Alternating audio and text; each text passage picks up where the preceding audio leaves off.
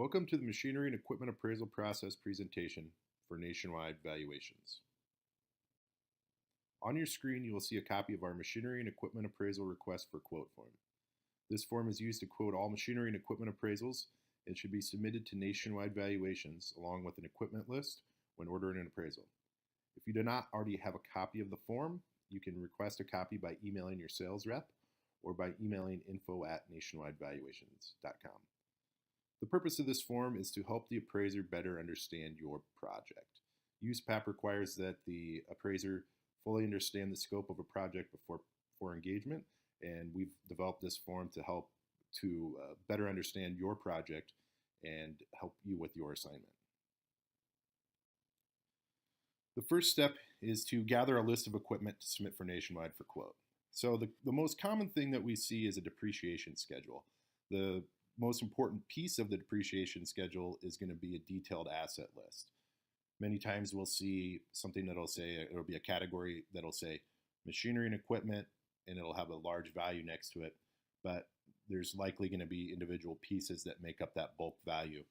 And really that's what we're looking for, is that those individual pieces that make up that bulk value. So when you're putting together a depreciation schedule or looking at a depreciation schedule, see if there's actual detail on individual equipment items. If not, we may need to go to a detailed asset list. If the buyer or seller can put something together, say here's all the big major items, or if there's invoices, most commonly for restaurants, we'll see invoices. Or if you just know that there's 20 pieces of equipment that you need to appraise, you can let us know that, and we can usually draft a quote based on that information. What this does is it helps us gauge your project. If there's a value associated with that piece of equipment, helps us get an idea for what we're dealing with in terms of size of equipment. We may get a list of equipment that has 200 items on there, but the bulk of the value is made up of the top 20 or 30 items. And instead of charging you to individually appraise all those items, we can isolate those 20 to 30 big items, bulk or individually appraise those, bulk appraise the rest of the items, and get you a final report and save you quite a bit of money. So that's why we ask for that value. We're going to come up with our own independent analysis and come up with our own values. But like I said, that helps us gauge what we're dealing with and ask questions if we need to and where. So, and like I said, we can customize quotes based on, we use a threshold of $2,500 or more when we're looking at individual items. We can adjust that to say 5,000 or 10,000, any number of items, value that you deem necessary. Your bank may have a standard of $5,000 or more, or $2,500 or more. We can work with you on that. The next step, this is an important one, is whether you need an on-site report or if a desktop report will work. So the big difference between the two is an on-site, we're going to send out a certified inspector, either part of our, that'll be part of our network, and they will go on site, view the equipment, get all the data that we need, and they're familiar with being around equipment, so they sort of know what to look for. And you're also going to get an unbiased report. So we're going to report what we see. We're not going to hold back and say, well, this one, the tires are bad, but it's in good condition, or whatever the case may be. We'll report what we see. So with a desktop report, we're going to ask that you or your client go out and actually physically inspect the equipment and take pictures and send us the information that we need. So we'll need make, model, serial number, VIN, hours, mileage, photos, and there's quite a bit of detail. We have a template that we can send with more detail on that information if you choose to go with the desktop report. There are some benefits to a desktop report. You're going to get likely a similar, if not the same value as we would on an on-site, but you just you don't have the benefit of having a third party inspect that equipment to verify its existence. The benefit of a desktop can also be that there's going to be lower costs. You don't have the inspection, travel costs, things like that. And also, if the list of equipment is ready to go and you can send that over to us right away, we can usually get going on that report pretty quick for you and save you on the turnaround time. The next step would be, how soon do you need the appraisal? Our standard turnaround time is 10 to 15 days, and that starts once we have all of the necessary information. So for an on-site report, that would begin usually about the day after we've conducted the on-site inspection, and those usually take, we can usually get those scheduled within about a week. and have somebody on site, usually sooner, but a week at most. And it really depends on the schedule of the inspector, the schedule of the person on site, if things need to moved around or whatever the case may be there. For a desktop report, it depends on how soon you guys can get us the information. There are rush options available. You can do them in 3 to 5 business days if necessary or sooner. We ask that you just give us a date that you need the report back by to see if it's possible. There are additional fees for that, and like I said, let us know first before we order a rush request, just to make sure that we can accommodate your schedule. Provide a general description of the equipment. This just helps us understand exactly what the equipment is being used for. If it's being used in the industry it says it is, or if it's maybe you send us a list of trucks, but we don't know that they're trash hauling trucks, so we don't know that they have different components to them that's outside of just the truck and chassis. So we need to know specifically what they are and what they're used for. That's part of also USPAP compliance. Needed to know what the purpose and the use of the equipment is.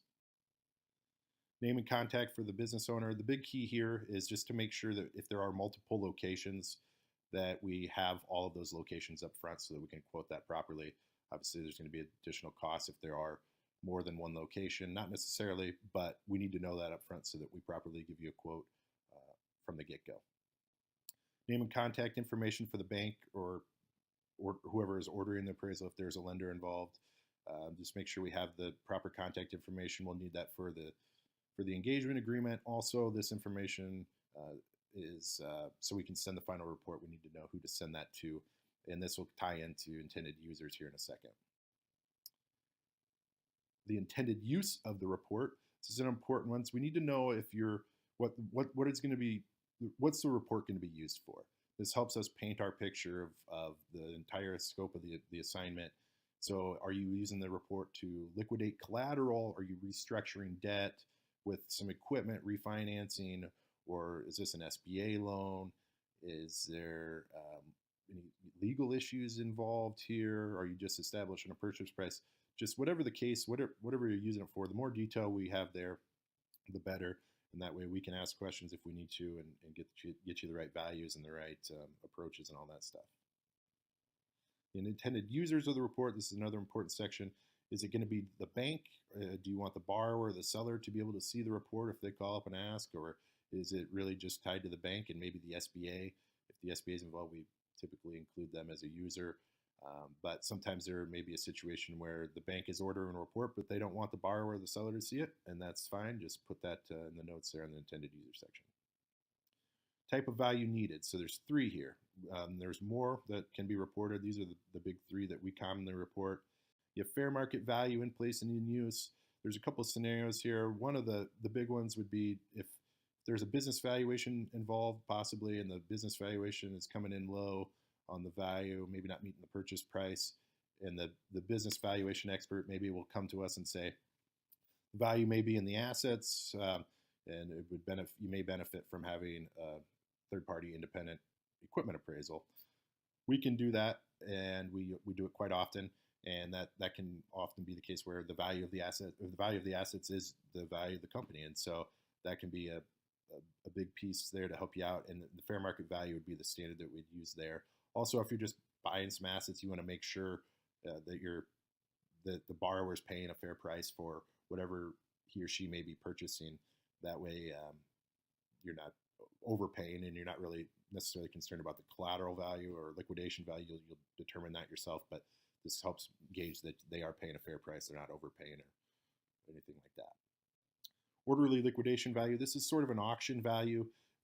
Given it's an auction value, but they have some time to set it up. So you're not just fire selling it tomorrow. You usually have 60, 90, 120 days, but it is going out. There's going to maybe be some costs associated with it, and you're probably going to put it to auction, and you're not going to get a fair market value because people go to auctions to get a deal.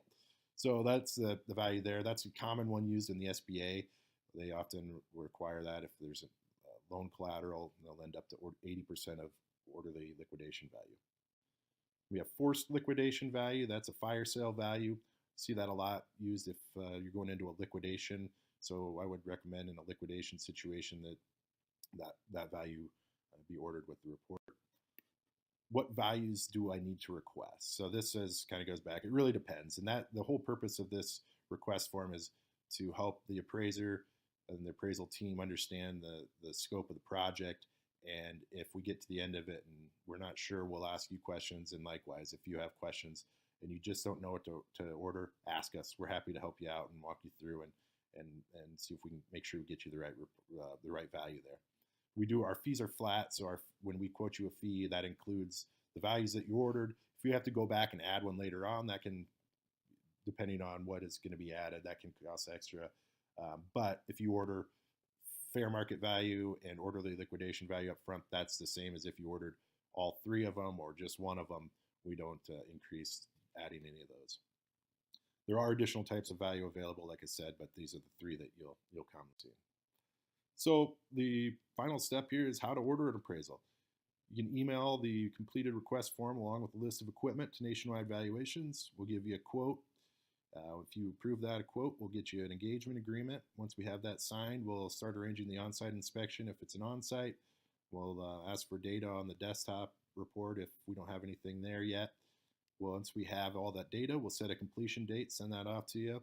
And then what will happen is we'll email you a final PDF version of the report, and that'll include 40 to 60 pages. It's a USPAP compliant report, and it'll give you the value conclusion or estimated value conclusion and all that stuff. So if you have any questions, feel free to contact us, nationwidevaluations.com, info@nationwidevaluations.com, or 888-750-5259. Thank you very much, and look forward to talking to you soon.